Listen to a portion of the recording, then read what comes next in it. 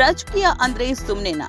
ಇಲ್ಲಿ ಪ್ರತಿ ಹೆಜ್ಜೆಯಲ್ಲೂ ಅಡೆತಡೆಗಳು, ಹಿಂದಿನಿಂದ ಬೆನ್ನಿಗೆ ಚೂರಿ ಹಾಕೋ ಪ್ಲಾನ್ಗಳು, ಕೊನೆ ಘಳಿಗೆಯಲ್ಲಿ ಗೇಮ್ ಚೇಂಜ್ ಮಾಡೋ ಆಡಿಯೋ ವಿವಾದಗಳು, ಇವೆಲ್ಲವನ್ನ ದಾಟಿ ಮಂತ್ರಿ ಸ್ಥಾನ ಗೆಟ್ಟಿಸಿಕೊಳ್ಳೋದು ಅಷ್ಟು ಈಸಿ ಅಲ್ವೇ ಅಲ್ಲ.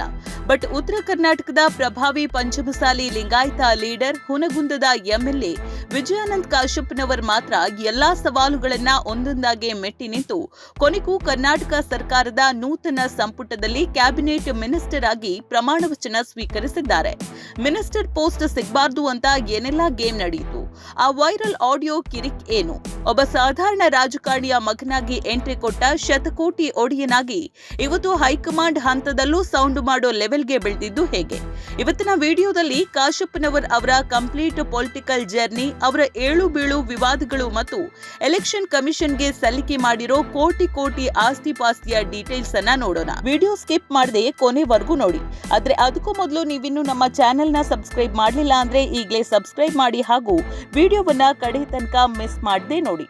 ವಿಜಯಾನಂದ ಕಾಶ್ಯಪ್ನವರ್ ಅವರಿಗೆ ರಾಜಕೀಯ ಅನ್ನೋದು ರಕ್ತದಲ್ಲೇ ಬಂದಿತ್ತು. ಅವರ ತಂದೆ ಎಸ್ಆರ್ ಕಾಶ್ಯಪ್ನವರ್ ಹುನಗುಂದ ಕ್ಷೇತ್ರದಲ್ಲಿ 3 ಬಾರಿ ಶಾಸಕರಾಗಿದ್ದವರು. ಹಿರಿಯ ನಾಯಕ ಎಸ್ಎಂ ಕೃಷ್ಣ ಅವರ ಸಚಿವ ಸಂಪುಟದಲ್ಲೂ ಮಂತ್ರಿಯಾಗಿದ್ದವರು. ತಂದೆಯ ಅಕಾಲಿಕ ಮರಣದ ನಂತರ ಹುನಗುಂದ ಕ್ಷೇತ್ರದ ಜವಾಬ್ದಾರಿ ಮತ್ತು ತಂದೆಯ ರಾಜಕೀಯ ಪರಂಪರೆಯನ್ನ ಮುಂದುವರಿಸುವ ದೊಡ್ಡ ಸವಾಲು ವಿಜಯಾನಂದ ಅವರ ಹೆಗಲಿಗೆ ಬಿತ್ತು. ವಿಜಯಾನಂದ್ ಅವರ ರಾಜಕೀಯ ಲೈಫ್ ಅಷ್ಟು ಸ್ಮೂತ್ ಆಗಿರಲಿಲ್ಲ.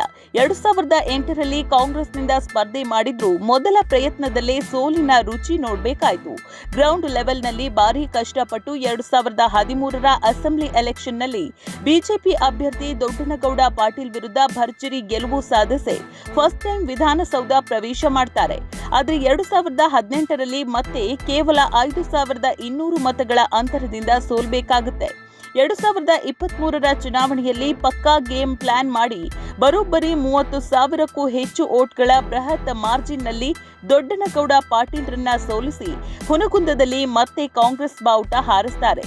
ಕಾಶ್ಯಪ್ನವರ್ ಅವರಿಗೆ ಕೇವಲ ಹುನಗುಂದ ಅಷ್ಟೇ ಅಲ್ಲ, ಇಡೀ ಉತ್ತರ ಕರ್ನಾಟಕ ಭಾಗದಲ್ಲಿ ಬಲವಾದ ಮಾಸ್ ಬೇಸ್ ಇದೆ. ಇದಕ್ಕೆ ಮುಖ್ಯ ಕಾರಣ ಪಂಚಮಸಾಲಿ ಮೀಸಲಾತಿ ಹೋರಾಟ. ಅಖಿಲ ಭಾರತ ಲಿಂಗಾಯತ ಪಂಚಮಸಾಲಿ ಮಹಾಸಭಾದ ರಾಷ್ಟ್ರೀಯ ಅಧ್ಯಕ್ಷರಾಗಿ ಕಾಶ್ಯಪ್ನವರ್ ಮುಂಚೂಣಿಯಲ್ಲಿ ನಿಂತು ಹೋರಾಟ ಮಾಡಿದ್ರು. 2A ಮೀಸಲಾತಿಗಾಗಿ ಬೆಂಗಳೂರಿಗೆ ಬೃಹತ್ ಪಾದಯಾತ್ರೆ ನಡೆಸಿದಾಗ ಲಕ್ಷಾಂತರ ಜನರನ್ನ ಒಗ್ಗೂಡಿಸಿ ತಮ್ಮ ಸಂಘಟನಾ ಶಕ್ತಿಯನ್ನ ಇಡೀ ರಾಜ್ಯಕ್ಕೆ ತೋರಿಸಿಕೊಟ್ರು.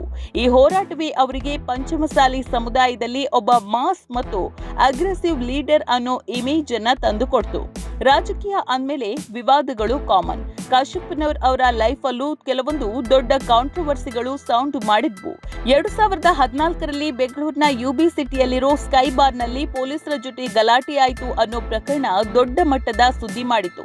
ಇತ್ತೀಚೆಗೆ ಸಚಿವ ಸಂಪುಟ ವಿಸ್ತರಣೆಯ ಸುದ್ದಿ ಹೊರಬೀಳ್ತಾ ಇದ್ದಂತೆ ವಿಜಯಾನಂದ್ ಕಾಶ್ಯಪ್ನವರ್ ಅವರ ಹೆಸರನ್ನ ಕೈಬಿಡಲು ರಾಜಕೀಯ ವಿರೋಧಿಗಳು ದೊಡ್ಡ ತಂತ್ರ ಹೆಣೆದ್ರು. ಪಕ್ಷದ ಆಂತರಿಕ ವಿಚಾರಗಳಿಗೆ ಸಂಬಂಧಿಸಿದ ಒಂದು ವೈರಲ್ ಆಡಿಯೋ ಇಟ್ಕೊಂಡು ಅವರಿಗೆ ಮಂತ್ರಿ ಸ್ಥಾನ ನೀಡಬಾರದು ಅಂತ ಹೈಕಮಾಂಡ್ ಮಟ್ಟದಲ್ಲಿ ತೀವ್ರ ಅಪಪ್ರಚಾರ ನಡೆಸಲಾಯಿತು.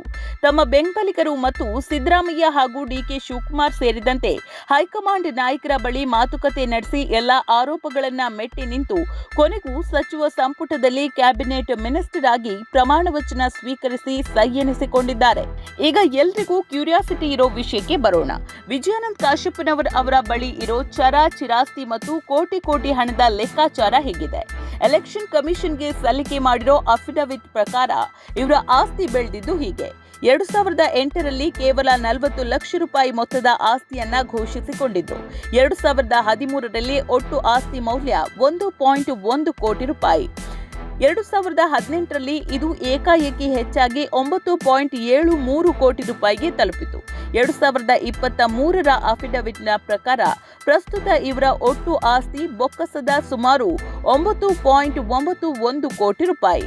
ಇನ್ನು ಇವರ ಚರ ಮತ್ತು ಸ್ಥಿರಾಸ್ತಿಯ ಡೀಟೇಲ್ಸ್ ನೋಡೋದಾದ್ರೆ ಚರಾಸ್ತಿ ಸುಮಾರು 3.5 ಕೋಟಿ ರೂಪಾಯಿ. ಇದರಲ್ಲಿ Contessa classic car, Armada jeep, Toyota Innova, Yamaha bike ಮತ್ತು ಲಕ್ಸುರಿ ಕಾರುಗಳಿದೆ.